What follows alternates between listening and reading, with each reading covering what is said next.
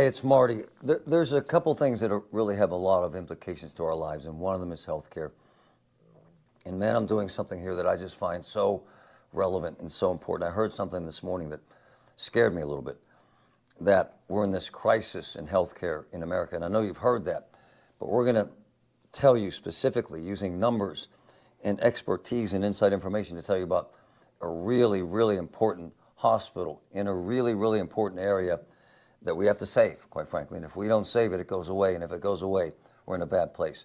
So I want to introduce my insider, a guy who knows this really important issue, who's going to talk to us about what we can do to save.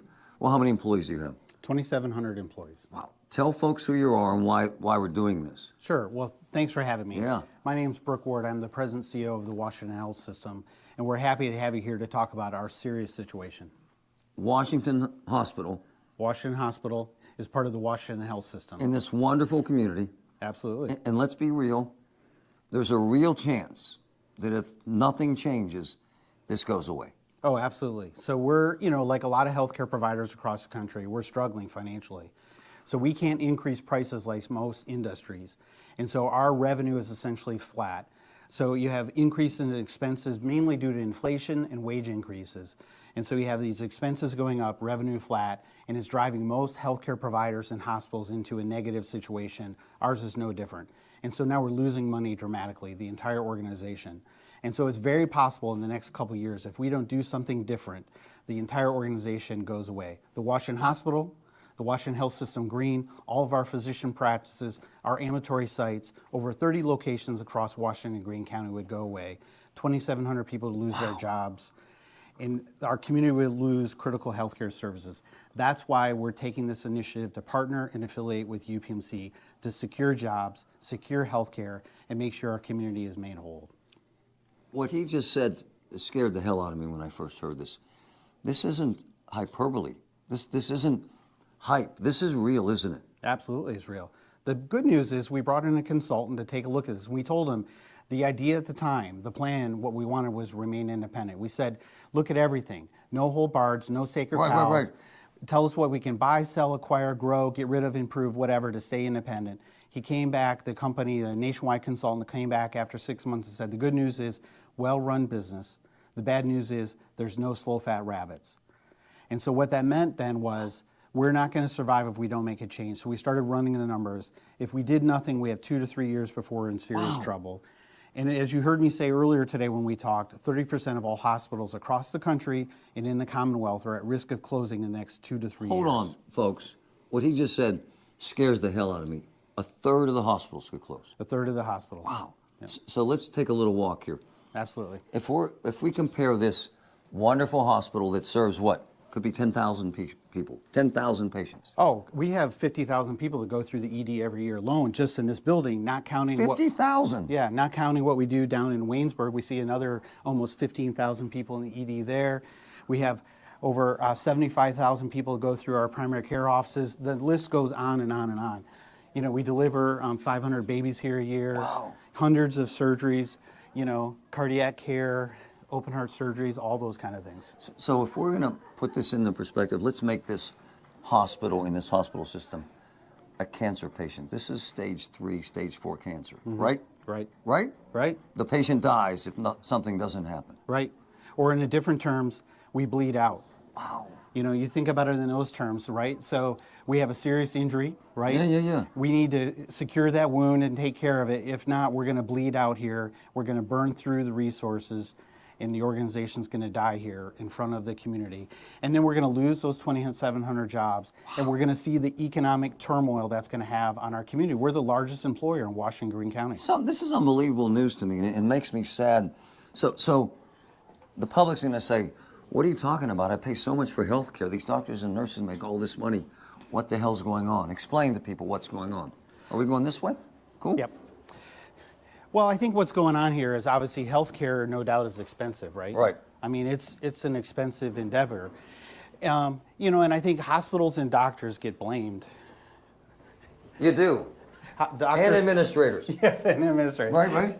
We get blamed for driving up healthcare expense. Right. But I'm gonna, as the CEO of this organization, we're self-insured for our healthcare claims as well. I see where we spend money on our employees. It's not doctors and hospitals that drive up our expense. It's pharmaceutical costs, device manufacturers that drive up those costs. I mean, so if you're an employer and you're looking at your healthcare costs, it's pharmaceutical expense that are driving these things up. It's not doctors and hospitals. Something I learned this morning about what you're doing here and serving so many wonderful people is that a lot of the folks that you treat are going to be older, right? Absolutely. And is it fair to say 60+% Medicare, Medicaid? We have somewhere between 55 to 60% of our total patients are Medicaid and Medicare. Wow. And then we have another 5% are self-insured, which means they have no insurance at all. Wow. So the vast majority of our patients who come in are either government insurance or have no insurance. So people understand this big picture. Because of that, that puts you in a real tough situation. Explain to people why. So guy comes in here, a test is $5,000. You submit that, you get how much of that back? Well, if it's Medicaid, you're usually getting 60 cents on the dollar of the cost. 60 cents. Not the charge, of the cost. And if it's Medicare, you're usually getting around 90% of the cost. Wow. Not the charge. Right.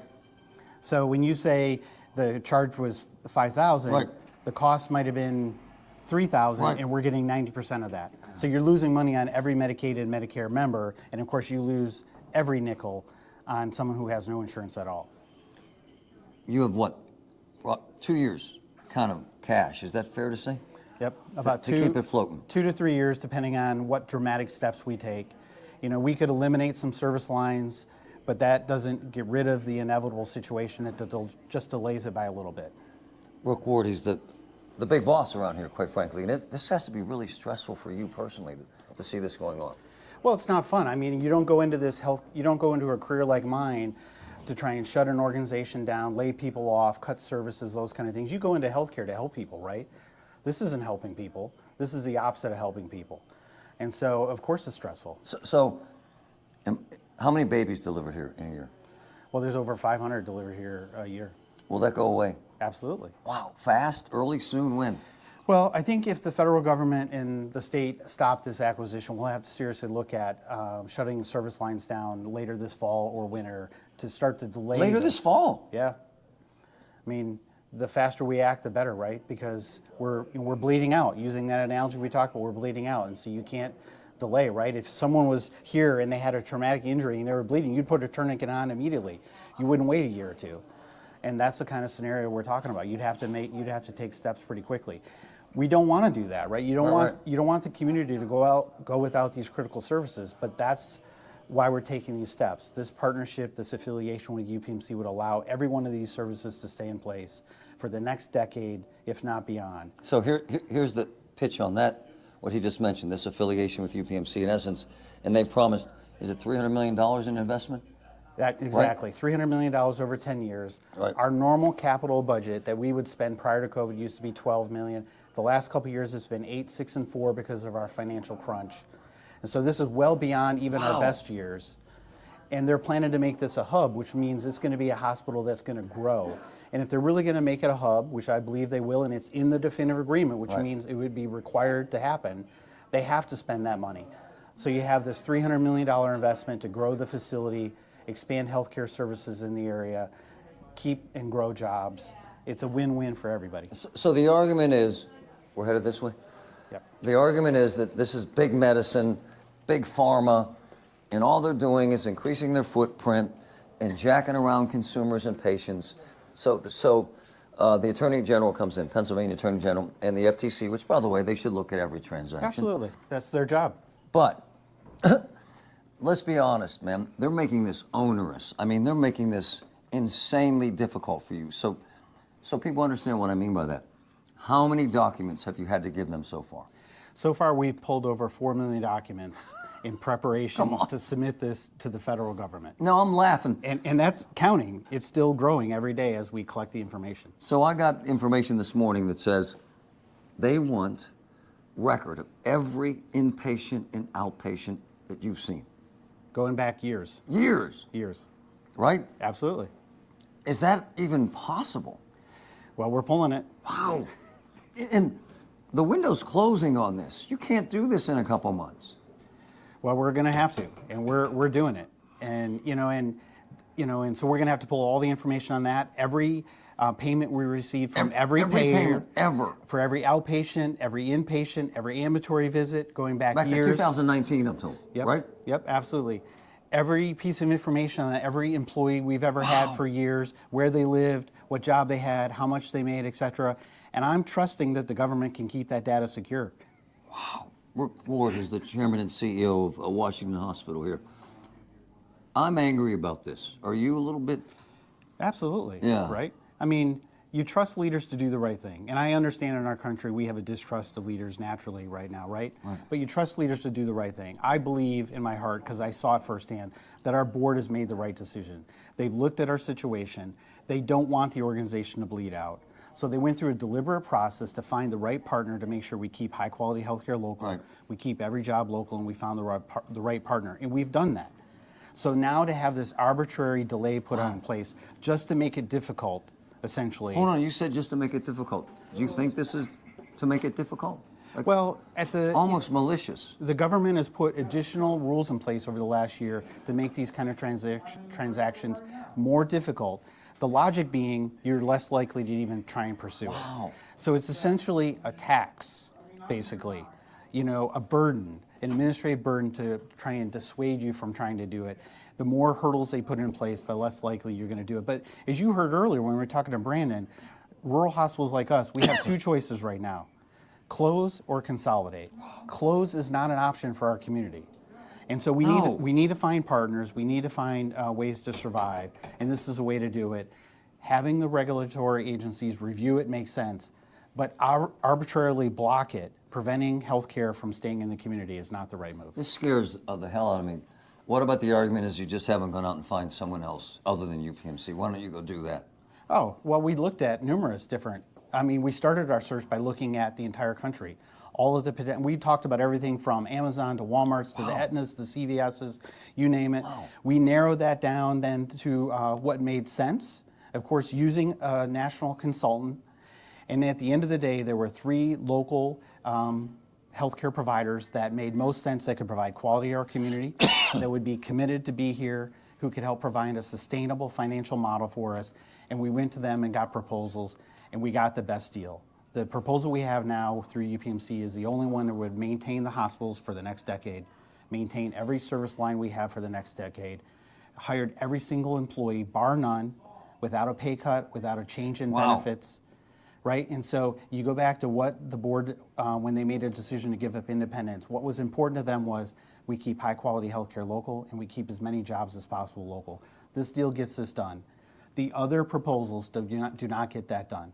And so could we go get another suitor? Absolutely, but the community loses, the organization loses, our patients lose, and our team members lose. So I'm all in, man. We're going to do whatever we can to help it and to move the ball for you. I'm curious, though, for folks who see this, they're going to be outraged and a little bit scared, quite honestly. What can people do? Regular folks or folks who come here, what can they do? Well, I think first and foremost, I think it's appropriate to be scared because we don't want healthcare to go away. But don't stop coming here for care. That won't help us. Great point. And avoiding care is not going to help you either. So continue to come here. But if you really want to help, you can come to the hearing tomorrow and voice support for the affiliation.